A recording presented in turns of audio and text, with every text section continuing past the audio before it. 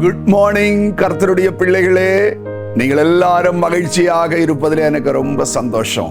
ஆதியாகமத்தின் புஸ்தகம் 1வது அதிகாரம் அதனுடைய 28வது திருவார்த்தை, பின்பு தேவன் அவர்களை நோக்கி, நீங்கள் பலுகி பெருகி பூமியை நிரப்பி அதை கீழ்ப்படுத்தி சமுத்திரத்தின் மச்சங்களையும் ஆகாயத்து பறவைகளையும் பூமியின் மேல் நடமாடுகிற சகல ஜீவ ஜந்துக்களையும் ஆண்டு கொள்ளுங்கள் என்று சொல்லி தேவன் அவர்களை ஆசீர்வதித்தார்.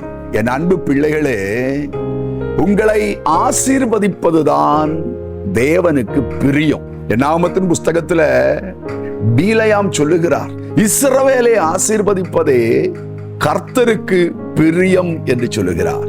வெறும் மண்ணாய் கிடந்த புழுதியை எடுத்து தன்னுடைய சாயலாக தன்னுடைய சொரூபத்திலே அவனை உருவாக்கி விட்டு அவனை ஜீவ ஆத்துமாவாய் மாற்றிவிட்டு அவனுக்கு ஆண்டவர் கொடுக்கிற முதல் ஆசீர்வாதம் தான் ஆதியாகமம் 1:28.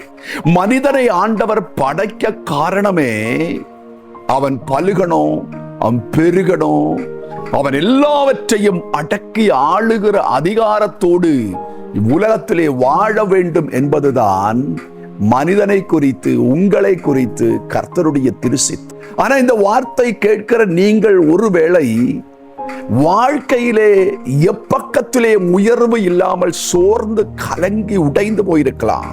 ஆனா கவலைப்படாதீங்க, ஆண்டவர் சொல்லுகிறார், நீங்கள் பலுகுவீர்கள், நீங்கள் நிரப்புவீர்கள், நீங்கள் அடக்கி ஆளுவீர்கள்.